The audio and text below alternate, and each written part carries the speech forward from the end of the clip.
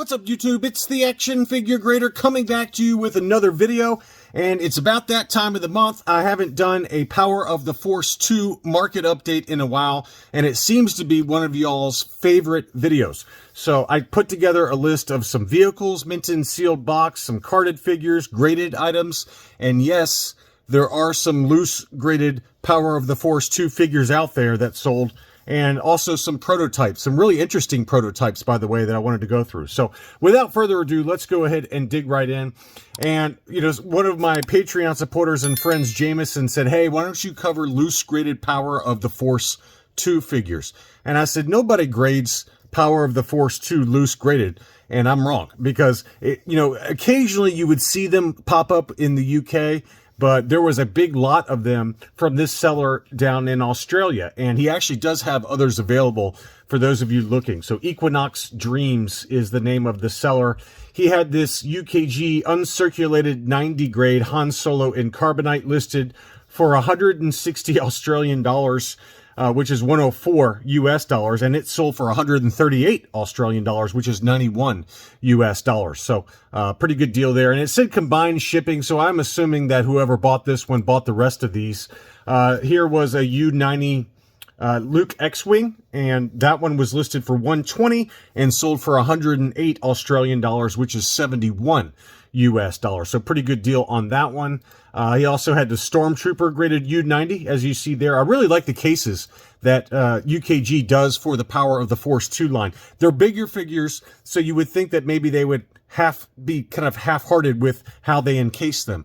But they don't mess around. They do a full job with it, a really nice, clean look to them. Very similar look to the vintage Kenner figures. So this one was also listed for 120 and sold for 105 Australian dollars, which is 68 US dollars. And then the last one was the Yak Face, which was a U90.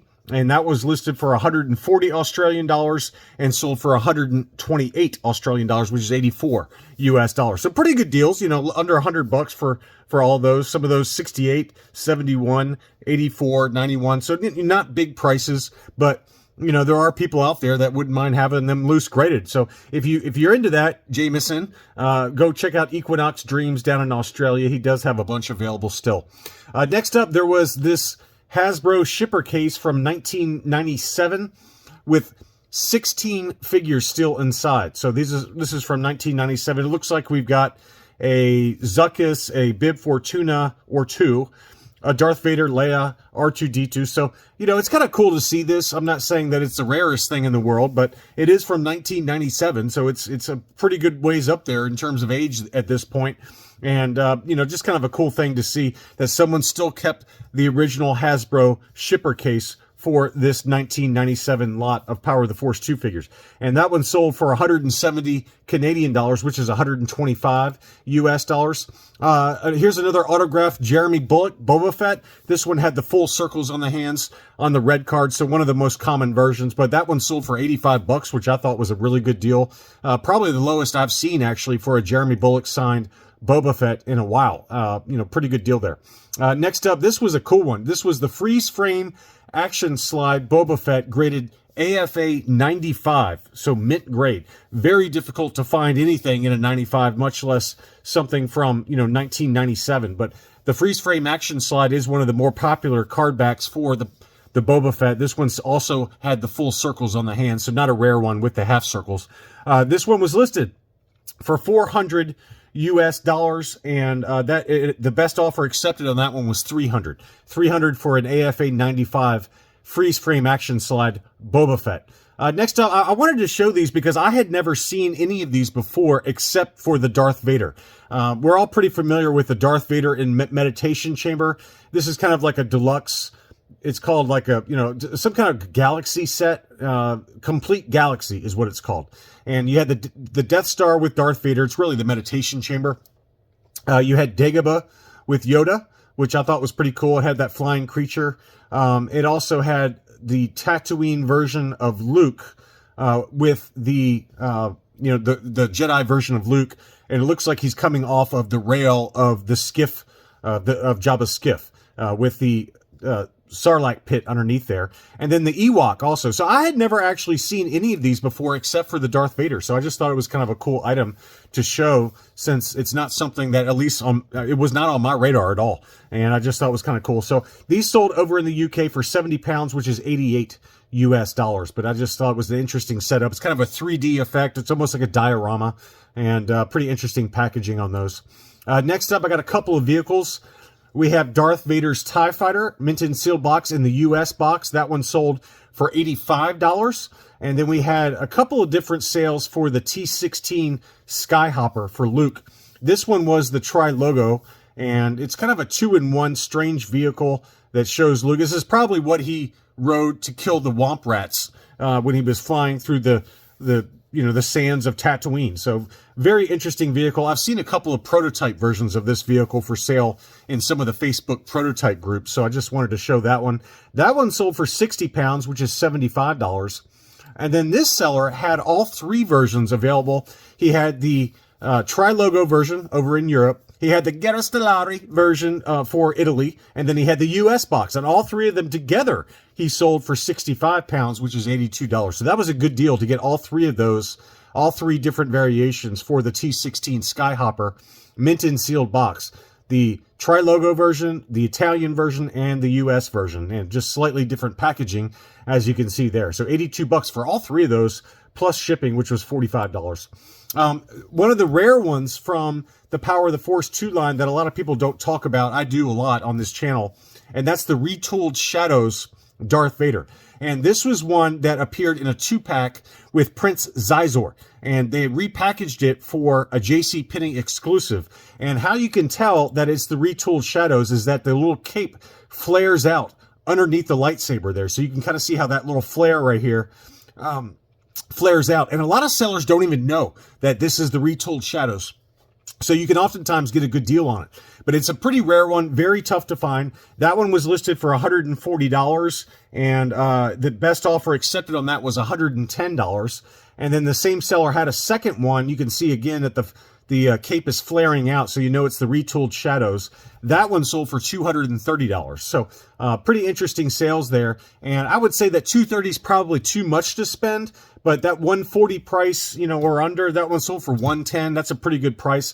I had an AFA 85 Plus that I sold for almost $300. So it's a pretty expensive one, and a lot of people don't know about it. But if you happen to see one, on this hollow foil sticker card back, green card, with that little flare that comes out underneath the lightsaber, then that's the Retooled Shadows, and be on the lookout for it, because again, a lot of sellers don't know that's what it is, and you can get a good deal on it.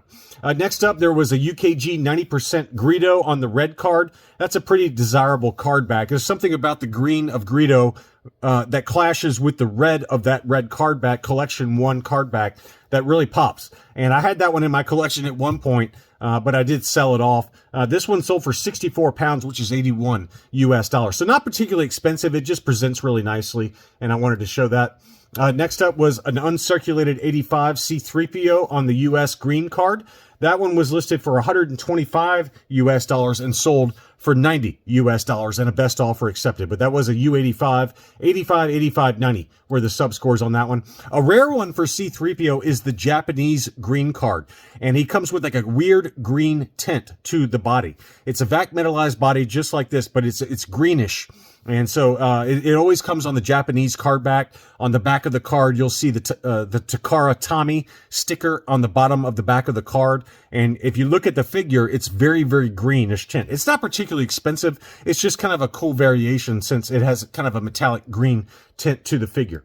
Next up, I didn't know what this is, but I wanted to include it because it was listed as a mail-away Power of the Force 2 coin for the Millennium Falcon. And apparently it's pretty rare. It's not easy to find that one. It's apparently a Category 4 silver coin that was a mail-away exclusive, and it was a Power of the Force coin for the Millennium Falcon. And it sold down in Australia for 494 Australian dollars, which is 322 US dollars. So apparently it's pretty rare.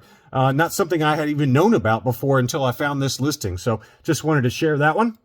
Next up, I've got some prototypes, and they were some interesting ones. The first one is a 1995 Power of the Force 2 Obi-Wan hard copy, pre-production sample of just the arms and the head. So the early prototypes for the Power of the Force 2 line, they actually sculpted them in this weird kind of, it's kind of it's like a plaster almost, a plaster or like a waxy kind of feel to it. And they usually had little pegs that plugged in to metal rods when they assembled it. And it was kind of an early rendition of what the figures were going to look like later at retail. So very expensive, very desirable pre-production prototype hard copy sample. That one sold for $595, and again, it was just the head and the arms on that one. And the same seller also had just the legs for a later version of Obi-Wan. This is the FX, the FX kind of big box set, and that's just for the legs. That one sold for $320. So you can only imagine what these hard copies go for the vintage Kenner items. They're very, very expensive, multi-thousands of dollars. But for the Power of the Force 2 line, at least for some of the parts, you can still get them for sub $500 on some of them. Next up, I do have some first shot prototypes unpainted, and this is from Toy Curious. This is Barry C. over on Facebook. He helps run the Prototype Exchange on Facebook. It's a great place to get any kind of first shot prototypes for modern figures especially. Even some of the vintage Kenner items will appear on there. But he runs a great group. I'm a member of that group. Great guy, very trusted seller. So if you see anything from Toy Curious, it's a trusted seller. I'm not paid to say that. I just wanted to say it because he's a great dude. And he's got one of the greatest collections of Power of the Force 2 prototypes out there. A couple of guys do. Matthew I is another guy that collects the Power of the Force 2 prototypes.